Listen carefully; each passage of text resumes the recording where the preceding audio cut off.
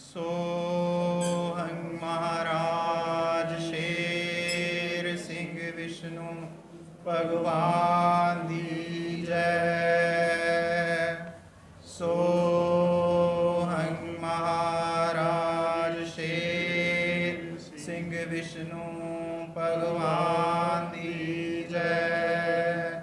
सोहं महाराज शेर सिंह विष्णु भगवान दी जय।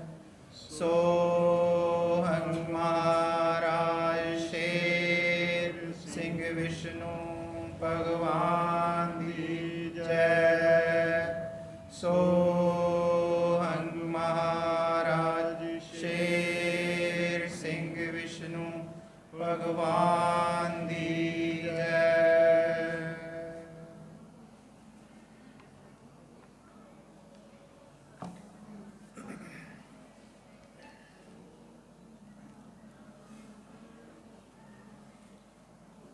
ਮਾਤ ਲੋਕ ਤੇ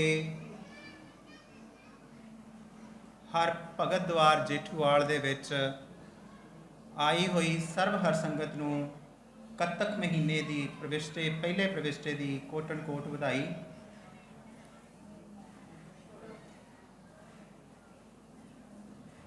ਅੱਜ ਜੋ ਅਸੀਂ ਸਾਰੇ ਪਰਮਾਤਮਾ ਦੀ ਹਜ਼ੂਰੀ ਦੇ ਵਿੱਚ ਆ ਬੈਠੇ ਹਾਂ, ਉਹ ਪਰਮਾਤਮਾ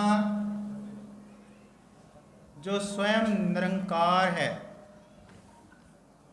ਉਹ ਨਿਰੰਕਾਰ ਪਰਮਾਤਮਾ ਹਰ ਭਗਤ ਦਵਾਰ ਦੇ ਵਿੱਚ ਸਿੰਘਾਸਣ ਦੇ ਉੱਤੇ ਸਦਾ ਸਦਾ ਮੌਜੂਦ ਰਹਿੰਦੇ ਨੇ। ਅਸੀਂ 994 ਚੌਕੜੀ ਯੁੱਗ ਉਸ ਨਿਰੰਕਾਰ ਦੀ ਇੱਕ ਕਿਣਕਾ ਕੁ ਦਰਸ ਵਾਸਤੇ, ਉਹਦੀ ਦਿੱਖ ਵਾਸਤੇ ਅਸੀਂ ਉਡੀਕਾਂ ਕਰਦੇ ਰਹੇ। ਔਰ ਉਹ ਪਰਮਾਤਮਾ ਜਦੋਂ ਸਵੈਮ ਬਲ ਤੋਂ ਸੰਭਲ ਦੇ ਵਿੱਚ ਪ੍ਰਗਟ ਹੋਏ, ਉਹਨਾਂ ਆਪਣੀ ਜੋਤ ਦਾ ਪ੍ਰਗਟਾਵਾ ਕੀਤਾ। ਉਹਨਾਂ ਨੇ ਸਾਡੇ ਸਾਰਿਆਂ ਤੇ ਇੰਨੀ ਕੁ ਕਿਰਪਾ ਕੀਤੀ, ਸਾਨੂੰ ਦਰਸ਼ ਦਿੱਤਾ ਔਰ ਸਾਨੂੰ ਇਹ ਵਾਅਦਾ ਦਿੱਤਾ ਕਿ ਮੈਂ ਤੁਹਾਡੀ 84 ਅੱਜ ਤੋਂ ਕੱਟਤੀ, ਮੈਂ ਸਾਰਿਆਂ ਨੂੰ ਸੱਚਖੰਡ ਲੈ ਕੇ ਜਾਵਾਂਗਾ।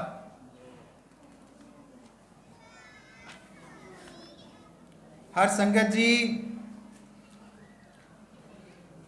ਪਰਮੇਸ਼ਰ ਦੇ ਪ੍ਰਗਟਾਵੇ ਤੋਂ ਪਹਿਲਾਂ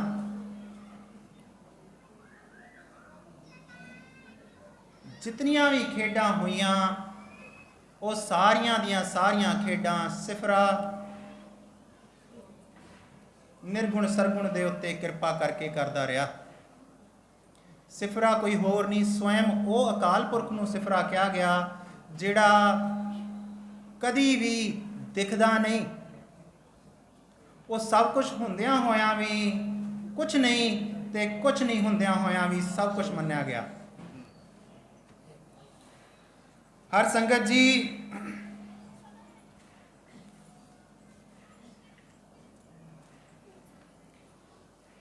ਉਸ ਸਿਫਰੇ ਨੇ ਜਦੋਂ 20 ਬੀਸੇ ਹੋ ਕੇ ਘਵਿੰਡ ਵਿੱਚ ਆਪਣੀ ਖੇਡ ਸਮਾਪਤ ਕੀਤੀ,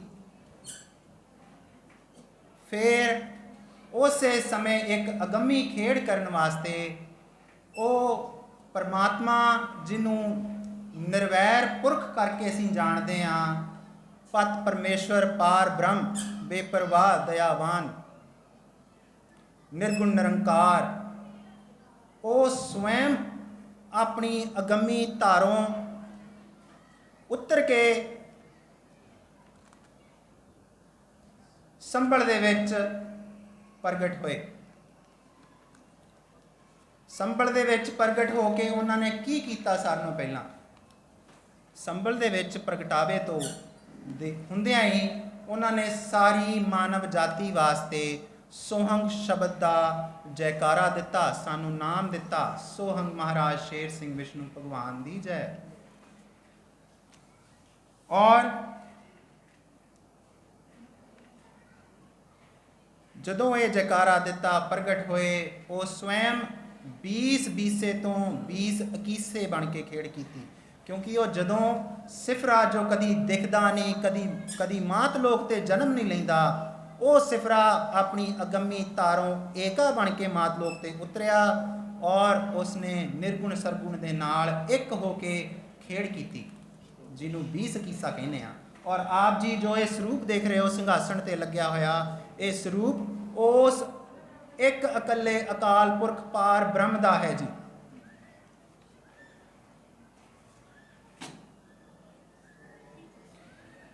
इस तो अगे जदों परमात्मा मात लोक ते आए, उन्होंने बाणी उच्चारण की, स्वयं उच्चारण की 1950 तो लैके 1976 तक, जिन्हों 4 युगां तक पिछे सारे 23 अवतार, 10 गुरु साहिबान, 3 पैगंबर ये कह के गए सी कि वो जिहड़ा परमात्मा वा वो आवेगा, वो पंजमुखी ताज पहनेगा, ਉਹਦੇ ਨਾਲ चिट्टे कपड़ियां दी एक जमात होवेगी, वो सोहंग ढोला गाउणगे, वो सारियां खेडां बारे आप सारे जानते हो। उन्होंने कुछ हुक्म दिते सानू, जिहदे विच पहला हुक्म सीगा निर्गुण जोत अकाल पुरख दा ही केवल इष्ट मनना। हर संगत जी वो परमात्मा बड़े बेअंत सीगे, उन्होंने हर आने वाले समय बारे उन्होंने ज्ञान सीगा, वो स्वयं ज्योति जाता सीगे और उन्होंने पता सी आने वाले समय च की होना। उन्हें हुक्म दिता निर्गुण जोत अकाल पुरख दा ही केवल इष्ट मनना। क्यों? क्योंकि जेड़ा निर्वैर पुरख बन के अकीसा प्रगट होया सी, वो स्वयं जोत शब्द दी धार सी और वो स्वयं अकाल पुरख सीगा, खुद खुदा सीगा।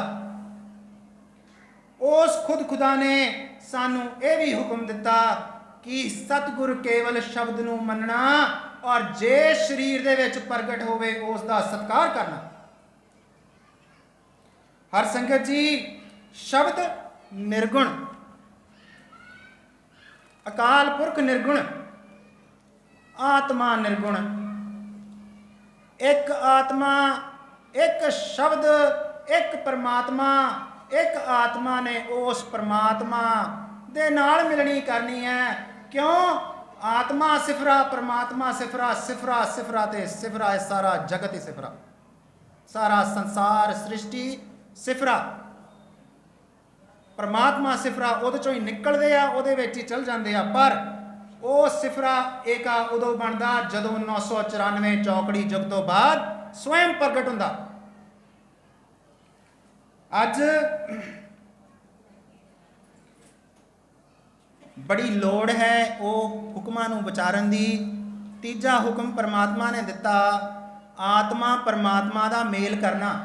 हर संगत जी आत्मा परमात्मा दा मेल किने करना? बाहरों तो नहीं आके किसी ने करना, असीं उपराले करने आ। परमात्मा ने जदों आप 76 तक सीगे, उन्होंने साडे वड्डियां ते कृपा कीती ते उन्हां दी मिलनी स्वयं अपने नाल करती, क्योंकि वो मात लोक ते मौजूद सीगे। उन्होंने पता सी कि ये जिहड़ा मिशन आ ये 4 युगां तक रहना, और उस आत्म परमात्मा की मिलनी का हुक्म देण दा कोई कारण असी उस एक अकले अकाल पुरख दे अगे बेनतियां करिए कि हे परमात्मा तू मेरा मैं तेरा। आत्म परमात्मा मिलनी अपने आप साडे कोलों नहीं होनी। क्यों नहीं होनी? इहदा वेरवा देवांगे। सारों पहली आत्म परमात्मा मिलनी स्वयं गोबिंद ने कीती। गोबिंद ने किवें कीती?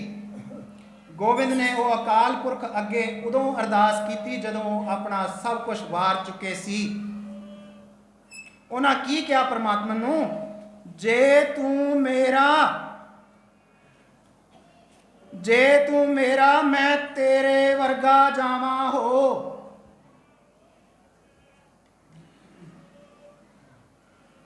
दो जहाना भज्जे वाहो दाईया। एक गोबिंद कह रहे हैं परमात्मा नूं, अकाल पुरख नूं। फिर जे मेर करें आत्म परमात्मा जावां शो, कि हे परमात्मा मैं तेरे नाल जावां शो। स्वतम अपना ते बदलाईया, कि स्वयं मेरा जिहड़ा होंद आ वो मेरी बदली हो जाए। तो की कीता परमात्मा ने जदों ये प्रवान की? परमात्मा ने अपना सुत नवाज लिया। इस करके सानू उस परमात्मा ने जो हुक्म दिते ने उन्होंने विचारन की लोड़ आ। सदा सदा एक ही गल हुई आ, समा नहीं कदी बदली होया। बिल्कुल वो सिर्फ साडे जिहड़े असीं पंज तत्त दे जीव आ, असीं समय दे विच वंडां पाईयां, सतयुग त्रेता द्वापर कलयुग, पर समा सदा इक्को जिहा रहिंदा। क्यों इक्को जिहा रहिंदा? आप जी विचार करना, वो अकाल पुरख आए मात लोक ते उन्हां जिन्ना समा साडा लेना देना सी वो दिता, लिखतां लिखाइयां। और लिखतां किहदे विच लिखाइयां? अज भी पढ़ के देखो, लिखतां पढ़ोगे ऐ लगना कि हुणे लिखाइयां जाण डीआं। वो किते भूतकाल च पास्ट च नहीं लिखाइयां, प्रेजेंट च पढ़िए ऐ लगदा वो परमात्मा हुणे लिखा रहे ने ते ओह पढ़न रहे हैं। क्यों? क्योंकि वह स्वयं समय का मालक सीगा। समय के मालक ने अपनी गल लिखी। क्यों? क्योंकि वह सदा सदा मौजूद रहिंदा। वो कदी भूतकाल च नहीं जाता, पास्ट च नहीं जाता, हमेशा हमेशा वर्तमान च रहिंदा, वर्तमान च रह के ही खेड करदा, और वर्तमान च ही उन्हां बाणी लिखाई और सारी गलबात सानूं दसी। हर संगत जी,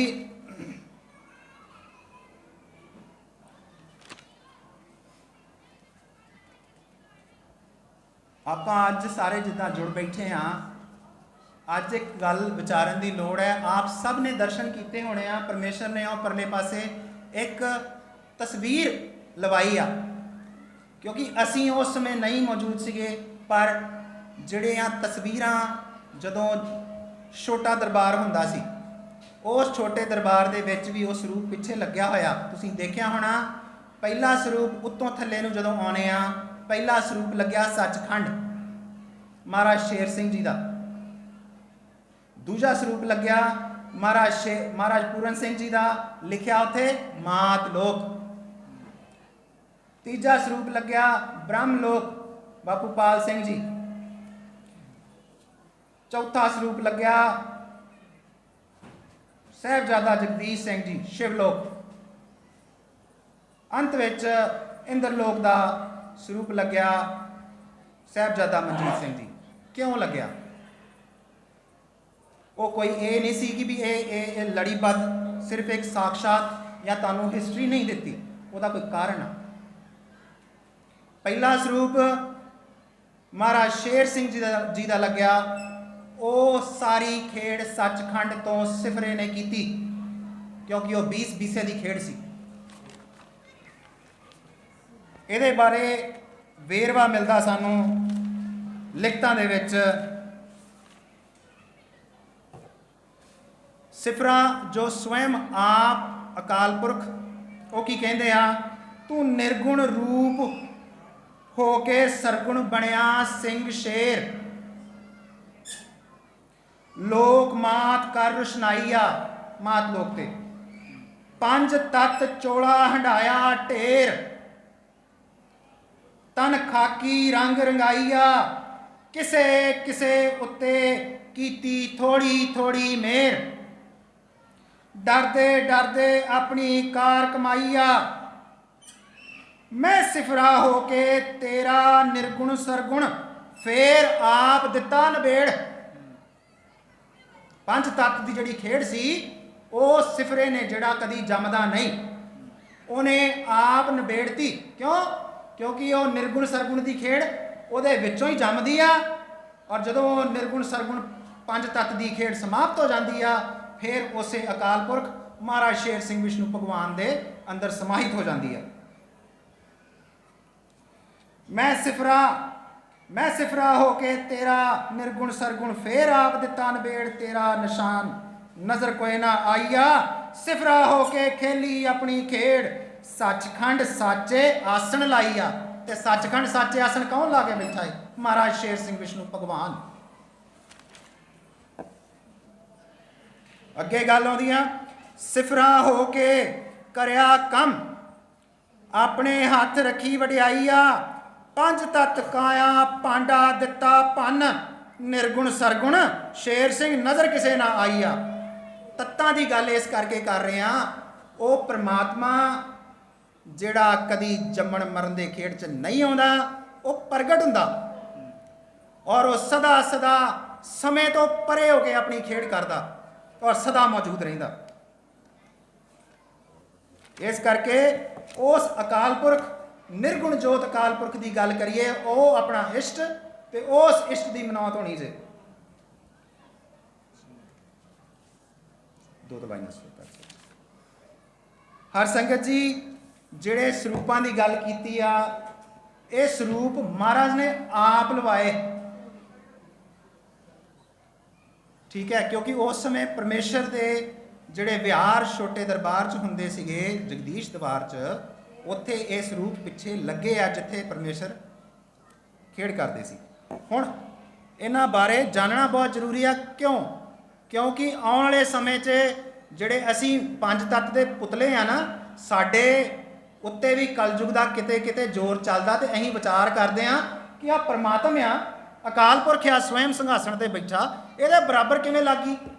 ਐਵੇਂ ਨਹੀਂ ਲੱਗ ਗਈਆਂ ਇਹ ਜਿਹੜੀਆਂ ਤਸਵੀਰਾਂ ਪਰਮੇਸ਼ਰ ਨੇ ਲਾਈਆਂ, ਇਹਨਾਂ ਦੀਆਂ ਬਹੁਤ ਪੁਰਾਣੀਆਂ ਕਮਾਈਆਂ ਨੇ।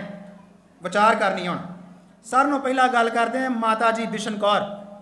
ਅਗੰਮੀ ਮਾਂ ਦਾ ਮਾਣ ਬਖਸ਼ਿਆ ਪਰਮੇਸ਼ਰ ਨੇ ਇਹਨਾਂ ਨੂੰ, ਔਰ ਕਿਹਾ ਕਿ ਇਹ ਜਗਤ ਮਾਤਾ ਨਹੀਂ, ਭਗਤਾਂ ਦਾ ਕਰੇ ਉਧਾਰ, ਬਿਨਾ ਉਧਰ ਤੋਂ ਆਪਣੀ ਕੁੱਖ ਸੁਹਾਈਆ, 28 ਪੋ ਕਹੇ ਅੱਜ ਸਦੀਆਂ ਤੇ ਖੁਸ਼ੀਆਂ ਦਾ ਵਿਹਾਰ, ਮਾਫ ਕਰਨਾ, 28 ਪੋ ਕਹੇ ਅੱਜ ਸ਼ਾਦੀਆਂ ਤੇ ਖੁਸ਼ੀਆਂ ਦਾ ਵਿਵਹਾਰ, ਇਸੇ ਖੁਸ਼ੀ ਵਿੱਚ ਬਿਸ਼ਨ ਕੌਰ ਨੂੰ ਮਿਲੀ ਵਧਾਈ ਆ, ਇਹ ਇਸੇ ਦਾ ਭਾਗ,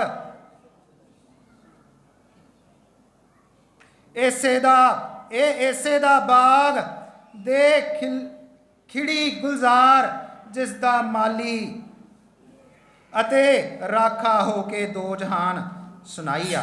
ਤੇ ਮਾਤਾ ਜੀ ਬਿਸ਼ਨ ਕੌਰ ਦੀ ਤਸਵੀਰ ਇਸ ਹਰ ਭਗਤ ਦਵਾਰ 'ਚ ਕਿਉਂ ਲੱਗੀ ਹੈ? ਕਿਉਂ? ਉਹ ਪਰਮਾਤਮਾ ਨੇ ਅਗੰਮੀ ਮਾਂ ਦਾ ਮਾਣ ਬਖਸ਼ਿਆ। ਅਗਲੀ ਗੱਲ ਆਉਂਦੀ ਆ ਮਾਤ ਸੁਲੱਖਣੀ ਦੀ।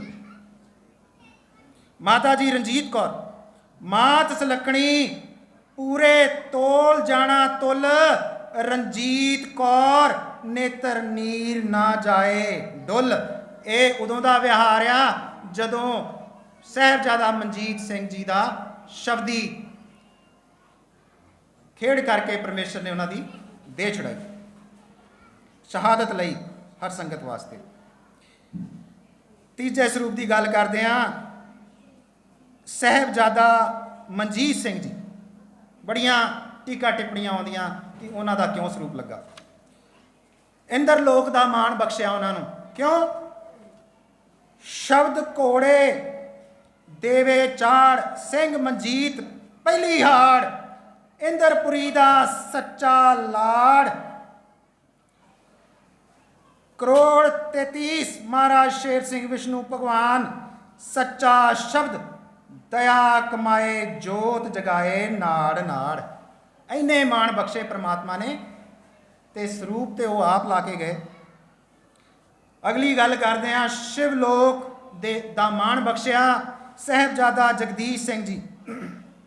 ਸ਼ਿਵ ਲੋਕ ਬਹਾਇਆ ਦਰਗਾਹ ਸਾਚੀ ਲਏ ਨਾਉ, ਸ਼ਿਵ ਲੋਕ ਹਰਦੁਆਰ ਸਿੰਘ ਜਗਦੀਸ਼ ਵੇਖ ਵਿਚਾਰ, ਪ੍ਰਭ ਅਬਿਨਾਸ਼ੀ ਬੰਨੀ ਧਾਰ।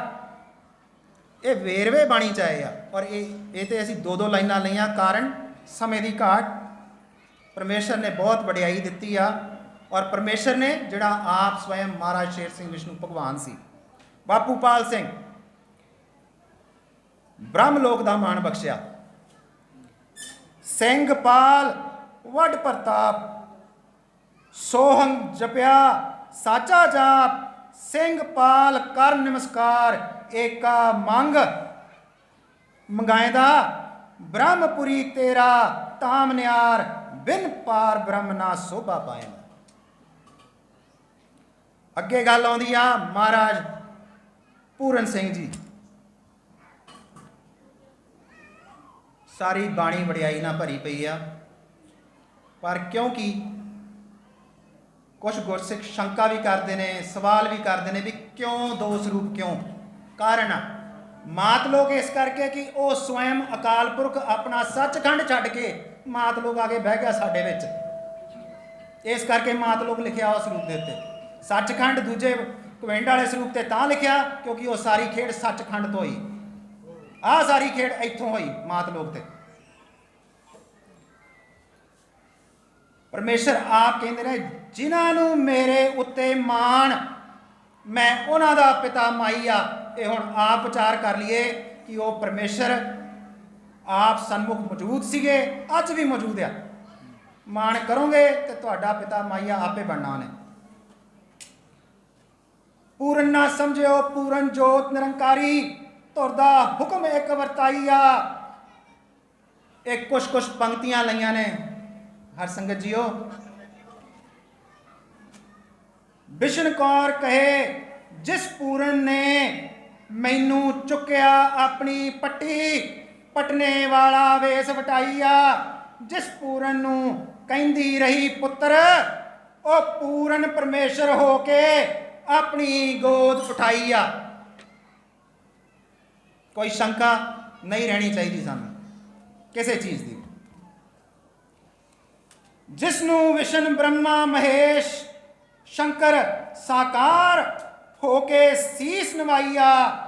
हुण अगे कोई ना कहे पूरन सिंह विच जोत प्रवेश।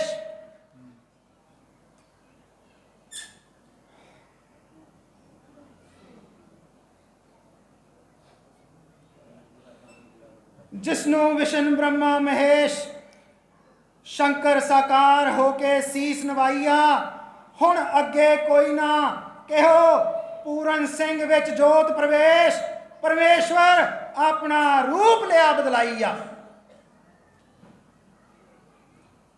हर संगत जी कुछ विचारिए, वो बड़ा बेअंत आ, बेपरवाह आ, निर्वैर आ, निर्गुण निरंकार आ। उतों कुछ होर ना मंगीए, जिहड़े हुक्म है ना ओहो ही मान लीए तो असी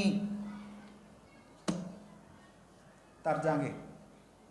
आत्म परमात्म का मेल करिए, वो अहीं करना वा, कि तो बाहरों नहीं आके करना किसी ने।